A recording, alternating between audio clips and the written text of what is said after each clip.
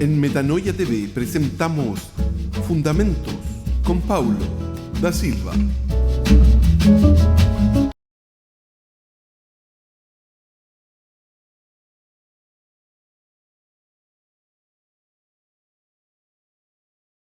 A ver, ¿cuántos están familiarizados con este gráfico? Uy, son poquitos nomás. Parece que una buena parte de ustedes todavía no lo ha visto.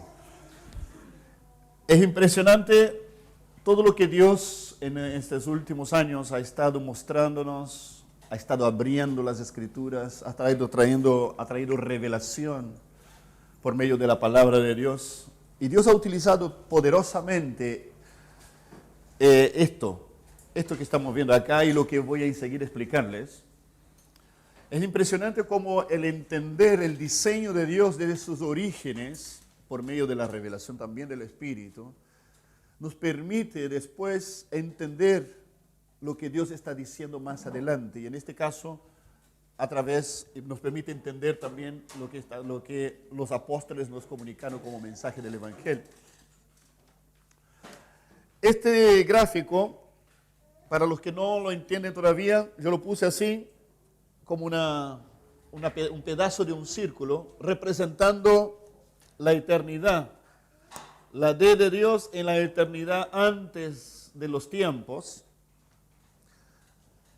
Y aquí del otro lado, otra vez, la eternidad al final de los tiempos del hombre. Por lo tanto, estamos hablando a través de este gráfico, vamos a estar compartiendo el propósito y el plan de Dios de la eternidad a la eternidad. Como si este tramo desde Adán en el jardín del Edén, si podemos ponerlo así, desde Génesis al Apocalipsis, fuera un pequeño lapso donde Dios permitió la temporalidad donde el hombre pudiera desarrollar su historia, o donde Dios pudiera desarrollar la historia del hombre. Desde aquí, el Dios Todopoderoso, el Dios Omnisciente, el Dios que todo lo sabía desde siempre, de eternidad en eternidad, tenía un diseño, tenía un propósito, y sigue teniéndolo, por supuesto. Tenía un diseño, lo cual nosotros hemos llamado el propósito eterno de Dios.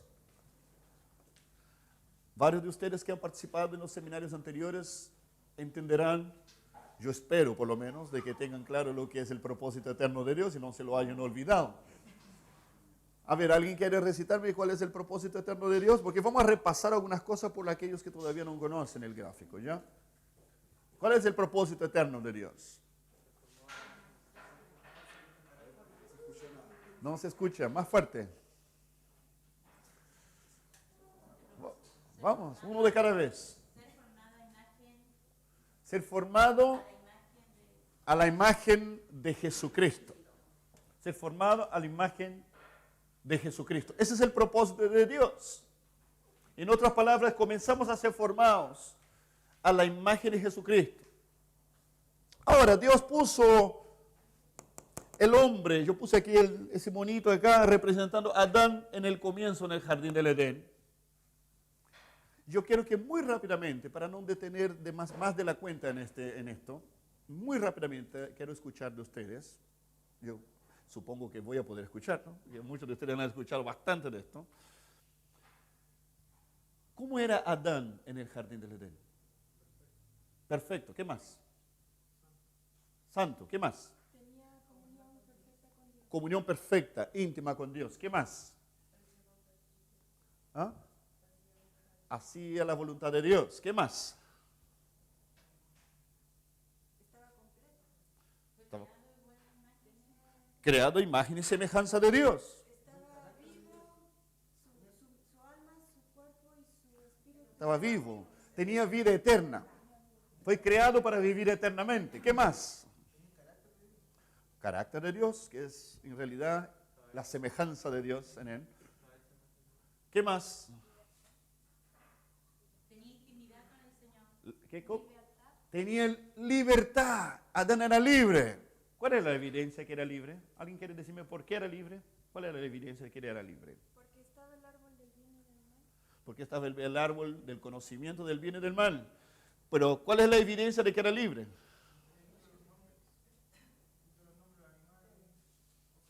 Bueno, no, eso era otra característica. ¿Cuál es la evidencia de que tenemos que Adán realmente era libre? Porque hacía la voluntad de Dios. Sí, no, está bien. Esa es una parte de la respuesta, porque hacía la voluntad de Dios. Porque libertad en la Biblia significa que ser libre significa hacer la voluntad de Dios. Al contrario de lo que piensa el hombre. El hombre en las tinieblas, separado de Dios, el concepto que tiene de libertad es que él hace lo que él quiere. Y dice, soy libre, por eso hago lo que quiero. Eso se contrapone así, pero en forma contundente a lo que Dios llama libertad. Dios dice, el hombre que hace lo que quiere es esclavo. El que es libre hace la voluntad de otro. En este caso, hace la voluntad de Dios. La libertad propiamente dicha solo es posible para aquel ser humano que hace la voluntad de Dios. Esta es libertad. Pero esta es una característica de la libertad. Pero ¿cuál es otra característica de la libertad? Está ligada al árbol del conocimiento del bien y del mal. ¿Qué tiene que ver el árbol del conocimiento del bien y del mal con la libertad del hombre? Exactamente. Dios le había prohibido al hombre de comer el árbol del conocimiento del bien y del mal. Pero Dios no se lo impidió de comerlo. ¿Cómo te llamas? Juan Pablo, tercero, ¿no? Dios no le impidió comer. Dios le dijo, no comas. Y Dios teniendo el poder para impedir, no se lo impidió. ¿Por qué Dios no se lo impidió? Porque era libre. Al hombre libre, Dios no se lo impide ninguna cosa. Él lo guía, lo orienta, pero no se lo impide, no interviene y dice, no, tú no lo vas a hacer esto. Él va a decir, no debes hacer esto. Él va a decir, no quiero que hagas tal cosa. Pero Él no va a mover un dedo para impedirte de hacerlo si tú eres libre. Y la libertad en este caso era tener la opción de levantarse contra Dios, ¿cierto? En este caso era como tener la opción de levantarme en rebeldía contra la autoridad de Dios. El hecho que podía hacerlo, tenía la capacidad de hacerlo, era una prueba de que eres libre. Es una evidencia de que es libre. Si él no pudiera levantarse contra la autoridad de Dios, él no sería libre. ¿Estamos? Hay dos figuras de la libertad ahí. Una entonces es, el hombre es libre porque hace la voluntad de Dios. El día que quiera hacer su propia voluntad, se torna en esclavo. Segundo, es libre porque él tiene no el derecho, sino él tiene la capacidad de levantarse contra Dios. Y esta capacidad el propio Dios se la dio. Dios está diciendo, te doy la capacidad para levantarse contra mí y rebelarte contra mí también. Yo te he dado herramientas, te he formado de tal manera que incluso tú puedes utilizar los dones que yo te di para atacarme a mí.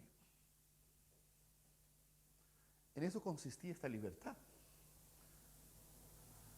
Lucifer lo hizo en el cielo. Y Adán lo hizo en el jardín de Edén. Ahora, Dios cuando prohibió, es muy importante que usted tenga el entendimiento de la diferencia entre prohibición e impedimento. Impedimento significa tomar una medida práctica, concreta, de hacer algo para impedir que la persona haga algo. Otra cosa es prohibir, es más bien algo verbal. No es una acción. La prohibición no necesariamente implica una acción. Simplemente es una declaración nomás. Es muy importante tener en cuenta esos dos elementos. Cuando Dios prohibió al hombre de tocar el árbol del conocimiento del bien y el mal, ¿qué le dijo? ¿Se acuerdan? Como sentencia en caso que desobedeciera. El día que de él comieres, no te quepa la menor duda. Pero tenlo por seguro. Irremediablemente. Y oiga que yo no vuelva atrás de mi palabra. Ciertamente morirás. Cuando decimos que el hombre fue creado a la imagen y semejanza de Dios, ¿de qué estamos hablando? Es muy importante que ustedes entiendan este punto que estoy enfocando en este momento. Es extremadamente importante ese punto. Después van a entenderlo por qué.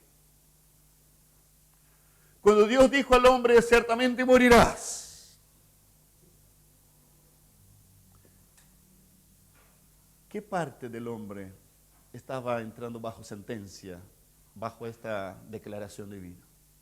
Cuando Dios dice que ciertamente morirás, ¿qué parte del hombre Dios dice que iba a morir en caso de que comiera? ¿Se dan cuenta? Estoy escuchando respuestas diferentes aquí. Es por eso que es extremadamente importante esta respuesta. Usted no se imagina lo importante que es esta respuesta. Todo el hombre. Estamos diciendo que el espíritu del hombre estaría muerto en este caso. Porque perdería la comunión espiritual. Porque muerte en la Biblia significa separación.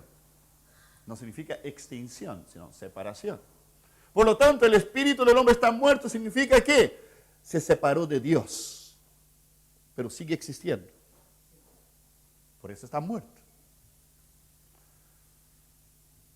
¿Qué pasa con el hombre? Es como ente personal, como una persona. ¿Qué pasó con el hombre? Su alma, podemos llamarlo así, por ahora. ¿Está muerto también o no? Por lo menos dice la Biblia. Pero es interesante que vamos a leer en Efesios después. Dice, porque los hombres, dice que, refiriéndose al ser humano, que estabais muertos, dice, en delitos y pecados. ¿Quién estaba muerto en delitos y pecados? Todo el hombre. El hombre completo. Estamos diciendo que espíritu, alma, cuerpo del hombre también está muerto. Si tiene alguna duda, vaya al cementerio a chequear. Todo el ser del hombre está muerto, y el hombre que muere y va al cementerio en tinieblas, ese cuerpo que fue sembrado allá y que los gusanos van a comer, Dios va a devolver este cuerpo al impío, al pecador, al que está en tinieblas, en el juicio final, lo va a devolver. ¿Sabe para qué lo va a volver a la vida? Ojo, no es resurrección, lo va a volver a la vida al cuerpo este. ¿Sabe para qué? Para que la sentencia de Dios se cumpla cabalmente, como fue dicho en Génesis. Ciertamente morirás, porque esa sentencia de muerte no es solamente muerte espiritual. Como alguien, perdóname, permíteme corregir esto. Cuando enfatizo muerte espiritual, digo no solamente muerte espiritual, estoy cometiendo un error en decir esto, porque la muerte en sí es espiritual, ¿ya? Toda la muerte en sí es espiritual.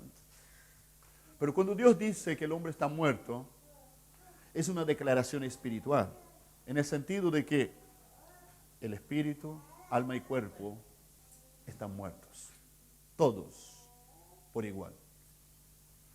Cuando Dios declara una sentencia de muerte sobre algo, nada, ningún aspecto de esta cosa escapa a esa sentencia de muerte.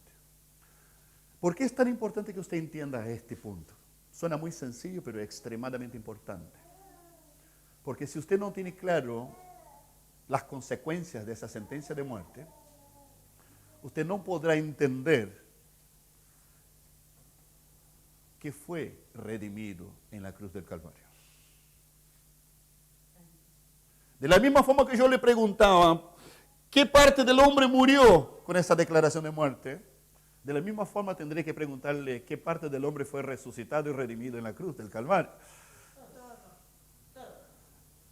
Si usted me está entendiendo esta pregunta, entenderá por qué ¿por qué predicamos este evangelio? Y no los evangelios, muchos evangelios que andan sueltos por ahí. Donde los hermanos tienen una concepción de la obra de Cristo en la cruz limitada, no completa. Donde los hermanos tienen una concepción de la salvación como si fuéramos a vivir como Gasparín en el cielo.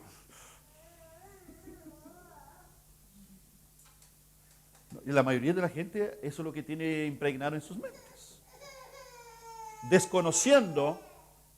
Desconociendo la obra completa de Dios sobre el hombre.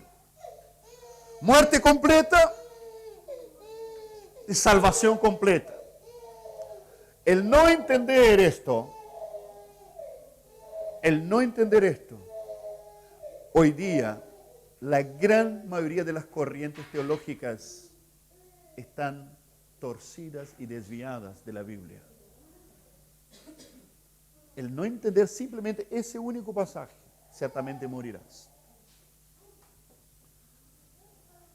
Porque después, cuando se enfrenta con la salvación y la obra de Cristo en la cruz, dice, nuestras almas fueron salvadas. La mayoría de la gente que estudia Biblia hoy día, tú le preguntas, ¿qué significa que Cristo ha redimido en la cruz? Que me ha redimido mi alma, estoy salvo. ¿Y el cuerpo?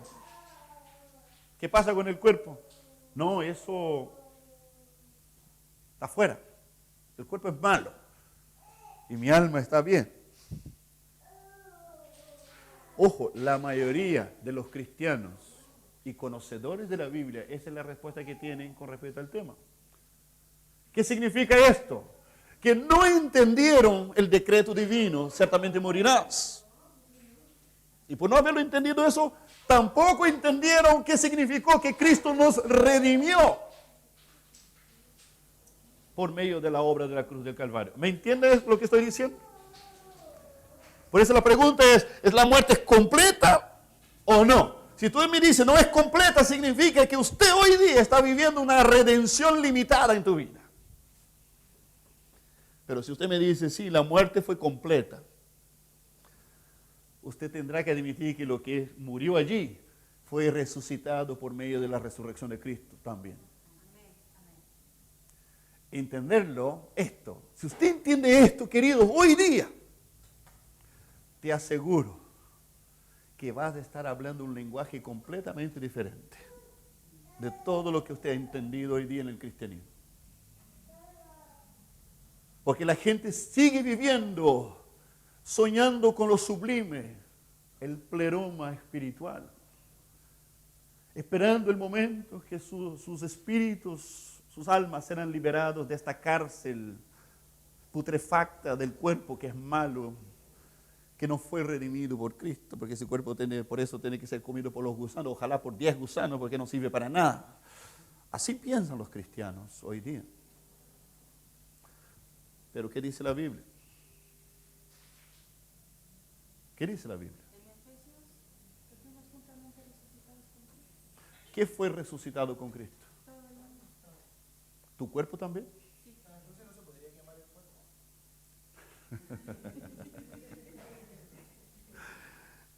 Excelente pregunta, ¿no? No solamente, es una pregunta para pensar, ¿no creen ustedes? ¿Se podría quemar el cuerpo?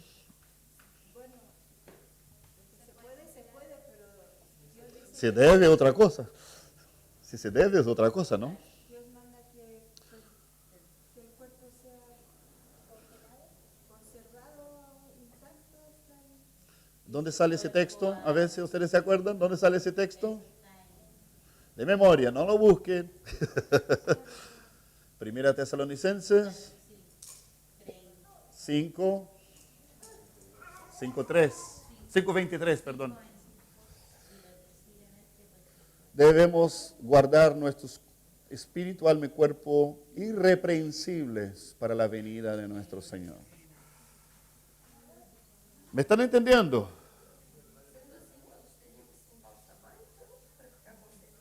No. Nosotros tenemos que pensar lo siguiente. Entre la práctica, escúchame bien lo que voy a decir. El cuerpo del impío que muere sin Cristo va a ser comido por los gusanos. El cuerpo del cristiano que está en la luz va a ser comido por los gusanos también. El punto aquí no es lo que los gusanos van a hacer con tu cuerpo.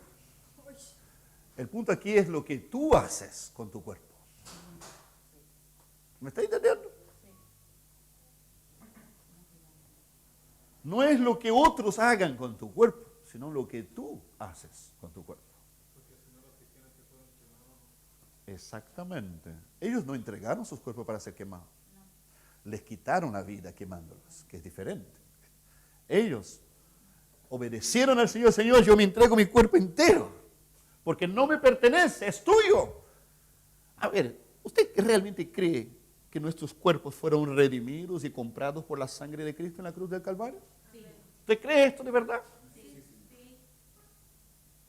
Usted me está diciendo que su cuerpo redimido por la sangre de Cristo en la cruz del Calvario no es igual al cuerpo del tipo que está en tinieblas. Sí, no igual. ¿No es igual? No es igual. ¿Por qué no es igual?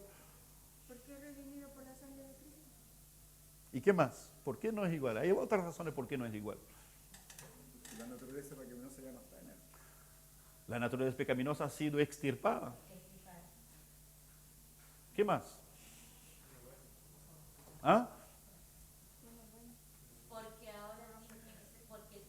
Cambió de dueño, ¿no? Porque el cuerpo del que está en tinieblas pertenece al diablo. El que está en la luz, el cuerpo pertenece a quién.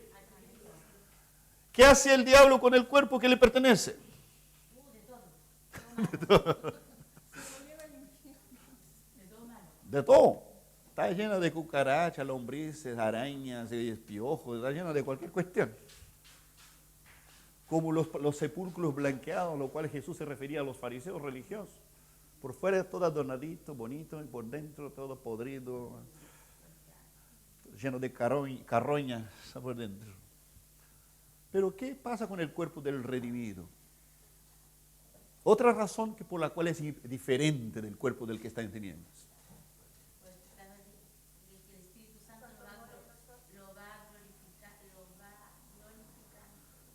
Lo redime y ¿qué más? Lo santifica. ¿Para qué? ¿Qué quiere decir que santifica? Que lo aparta. ¿Para qué? ¿Para qué el cuerpo del cristiano es santificado o apartado? ¿Para qué? Porque si santifica, siempre se santifica con un propósito. ¿Para qué el cuerpo del cristiano es santificado? Para el Espíritu Santo está en él. Para ser templo del Espíritu Santo. Oye, hay que tenerlo ahí afiladito, esas cosas las hemos hablado bastante. Para ser templo y morada de Dios en espíritu. Querido, se está refiriendo a tu cuerpo.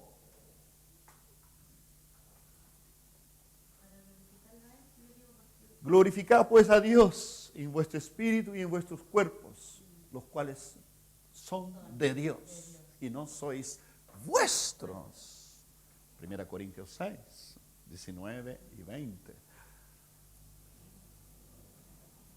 ¿Me están entendiendo? Esa es la otra pregunta que sigue después de podemos quemar el cuerpo. La pregunta es, ¿puedo yo disponer de mi cuerpo? ¿Cómo que las mujeres que van a abortar dicen, pero si el cuerpo es mío? Ayer en la noche escuchaba hay un drama que está pasando acá en Chile de una mujer que se descubrió por medio de la ecotomografía de que el niño tiene un cerebro reducido, entonces va a nacer completamente mal, qué sé yo, con problemas feos, y es posible que ni sobreviva. Entonces eso se está armando un problema ético tremendo en este momento. Fue entrevistada y la mujer decía, no, yo quiero que legislen sobre la cosa porque los legisladores tienen que legislar permitiendo que haya un aborto terapéutico.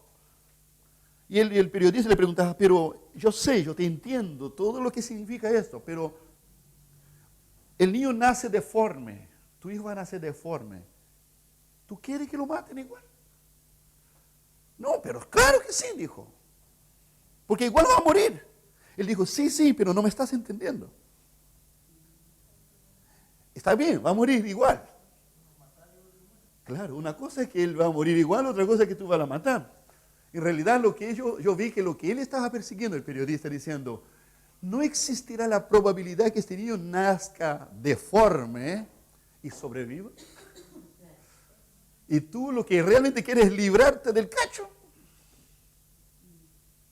Y la respuesta de esta niña, tenía 22 años, decía, no, es porque el cuerpo es mío. ¿Cuándo van a entender que yo soy dueña de mi cuerpo y yo no hago lo que quiero con mi cuerpo? ¿Se dan cuenta? El problema está ahí, en la televisión. Está sucediendo aquí, en Chile. Esto. Y esta respuesta de esta niña refleja el pensamiento de la gente afuera. Y ojo, no solamente de la gente afuera, de la mayoría de los que están dentro de las iglesias es igual.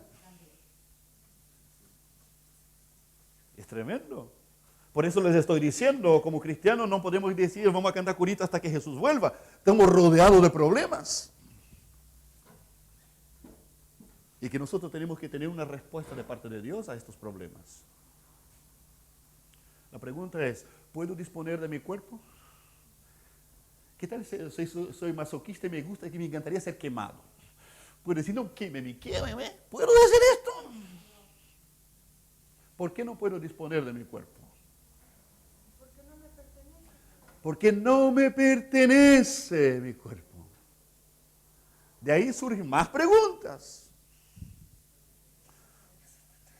¿Puedo abortar? Como el caso que acabamos de mencionar. ¿Puedo donar órganos? No me responda, piénsalo nomás. ¿Puedo hacer cirugía plástica?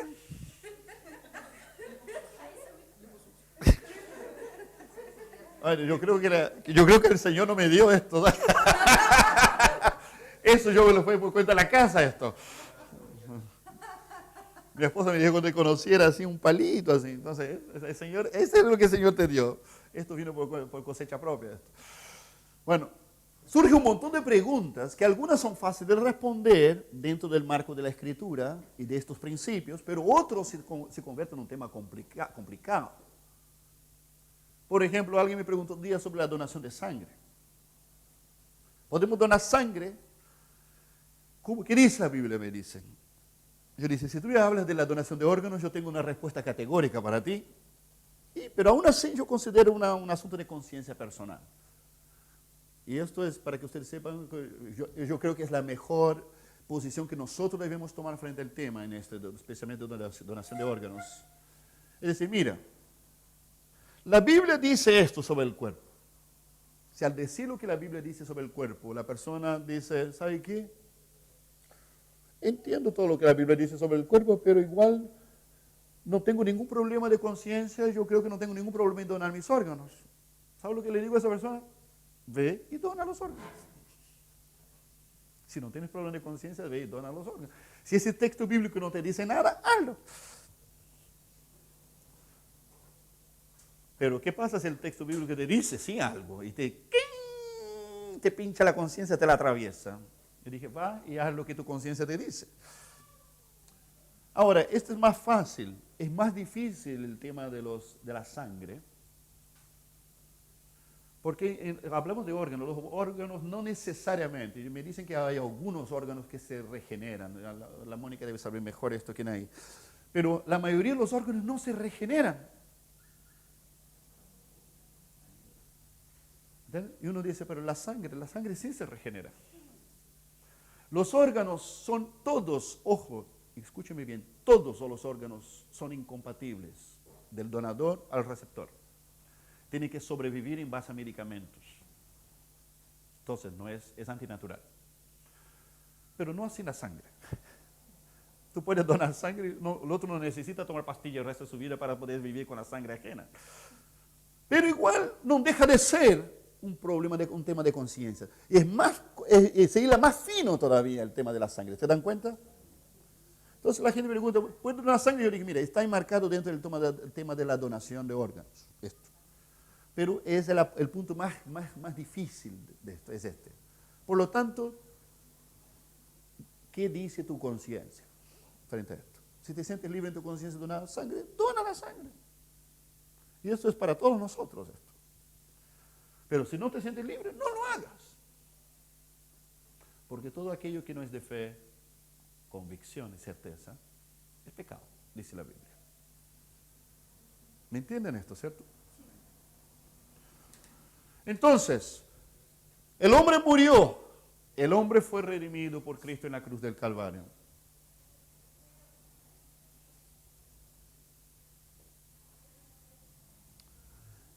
Cuando Dios puso el hombre y el hombre murió, yo puse aquí el mono de cabeza abajo, se dan cuenta, espero que lo vean de ahí. Significa que el hombre está muerto. Y cayó de tal manera, en tal estado, de que simplemente dentro de sus propios recursos sería imposible retomar el camino de Dios. Esta imposibilidad de volver a los caminos de Dios es lo que hasta hoy día la gran mayoría de los hombres en tinieblas y la gran mayoría de los hermanos que están llenando los templos en las iglesias no han entendido.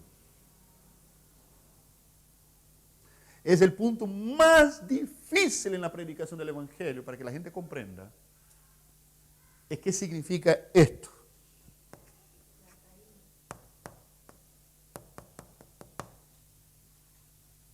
Yo le contaba a Roberto que hace poco volvió un amigo mío, un chileno que nos conocimos en el comienzo cuando predicamos el Evangelio. Él estuvo con nosotros, entonces tenía una buena comprensión. Se fue para Europa. Estuvo en Italia, en Alemania, allá buscando, haciendo investigación sobre la vida de Lutero. Después fue a Oxford, en Cambridge, en Inglaterra. Allá estuvo cabeceando con los cabezones de la teología. Después ese hombre volvió hace poco, después de 8 años. Él volvió. Y él me dijo, Pablo, salimos a almorzar juntos y un día él me venía caminando por las calles y me dijo, ¿sabe qué, Pablo? Hay una mujer de Dios que ha sido una tremenda bendición en Europa, dijo.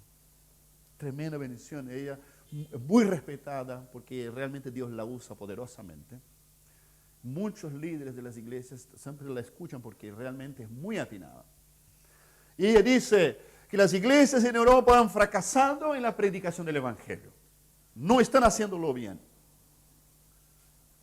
Y dije, ¿por qué ella dijo que no lo están haciendo bien? Porque están fallando en comunicar bien el mensaje, dice. ¿Pero en qué están fallando?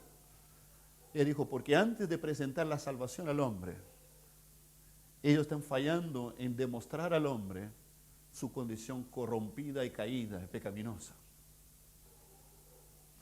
Yo le dije, me encantaría conocerla. Y dije, sí, ¿por qué? Porque es exactamente lo que hacemos nosotros. Le damos como bomba en fiesta el tema de la condición pecaminosa del hombre. La condición caída del hombre. Porque hemos entendido que si el ser humano no entiende su condición absolutamente caída, incapaz, inepto, inútil, incapaz totalmente de levantarse, si el hombre no entiende esto, él no va a entender la necesidad que tiene de salvación y de libertad. Es por eso que muchas campañas evangelísticas se convierten en un verdadero circo muchas veces. Y la gente pasa para aceptar a Cristo. Ustedes me han escuchado decir esto. ¿Quién quiere aceptar a Cristo?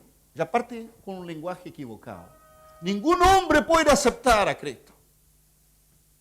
Es Dios quien acepta al hombre. Y dice, y los jóvenes, oye, que no quiere aceptar a Cristo. Y los compañeros van y lo empujan y va así. Y el otro pasa adelante y voy a aceptar a Cristo. ¿Qué mal me puede hacer? Más bendición, pues. Y pasa como si, en otras palabras, personas que piensan que están aceptando a Cristo, personas que no necesariamente creen que necesitan aceptar a Cristo. Lo toman como algo más, un beneficio más, pero sin darse cuenta de por qué lo necesitan. Es por eso que necesitamos entender esto. El ser humano, después de esto que cayó aquí, nunca más pudo levantarse y jamás podrá levantarse. Ni el que está en tinieblas, escúchame bien lo que estoy diciendo, ni el que está en tinieblas, ni el que está en la luz jamás podrá levantarse. Porque el que está en la luz tampoco puede levantarse. Él será levantado. ¿Me entiende la diferencia? Él es levantado. Él es llevado. Él es trasladado. Él es inspirado. Él es guiado. Él es llevado por el poder y la gracia de Dios dentro de él. Él es llevado por el Espíritu de Dios dentro de él. Él es llevado. Porque sigue incapacitado como cualquier otro. Decimos, tenemos a Cristo en nosotros. ¿Qué pasa si Cristo se va de mí? ¿Qué pasa conmigo si Cristo se va de mí? Paja para el fuego, igual que los otros. Cristo dijo, sí, ahora que Él está en la luz, tú puedes. Tú crees que la puedes. Ya, me salgo, deja, va. A ver si puedes, tú puedes solito, vamos. Cristo se sale de Él. Y dice, ahora ya, pues váyase, muévete, vamos. Si quieres ir como tirado. Porque no puede. Este elemento no ha sido comprendido por la gran mayoría de los cristianos. No ha sido comprendido por la gran mayoría de los cristianos. Por eso las corrientes humanistas en las iglesias, las teologías humanistas, las famosas sociedades con el Señor, donde Dios muchas veces hace la mayoría y los otros ponen su granito de arena. Y increíble, eso va no solamente en la gente que no tiene educación teológica, va incluso en los que tienen educación teológica.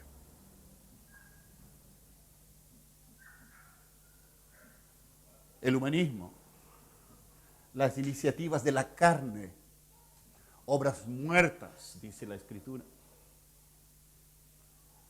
pero hechas con sinceridad, hechas con mucho amor por el Señor, hechas de buenas ganas, hechas incluso estando salvos. Pero el Señor ya hizo su parte, ahora yo estoy haciendo mi parte para el Señor. Suena muy espiritual, ¿no? Y ese es el lenguaje común en la gran mayoría de los cristianos. Pero estos son obras muertas. Porque todo lo que procede de la carne es carne. Y todo lo que procede del Espíritu es Espíritu. Todo lo que no procede del Espíritu de Cristo, o del Espíritu de Dios en nosotros, no es de Dios. Tan sencillo suena, pero extremadamente complicado para que el mundo cristiano entienda, parece.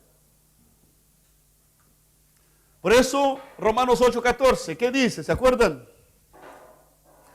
Porque los que son guiados por el Espíritu de Dios, estos son hijos de Dios. Los que son guiados por el Espíritu de Dios, estos son hijos de Dios. Tú me estás diciendo, Pablo, que incluso cuando tengo que entrar en una heladería para saber si debo comprar qué tipo, qué sabor de helado, hasta en esto debo ser guiado por el Espíritu Santo.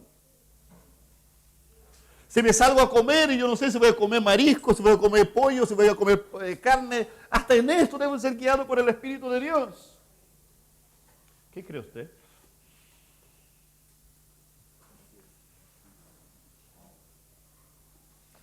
Porque los que son guiados por el Espíritu de Dios, estos son hijos de Dios. Y los que son guiados por el Espíritu de Dios, sus vidas, su caminar diario, sus pasos que dan en diferentes situaciones de la vida cotidiana, se convierten en pasos de convicción.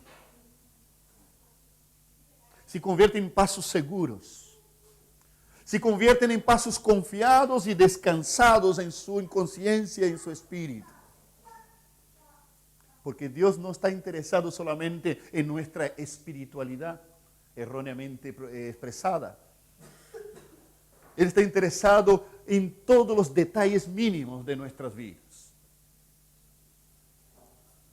Es por eso que mucha gente son buenos cristianos dentro de los templos, en los tiempos de adoración, en tiempos de lectura de la Biblia, en las predicaciones.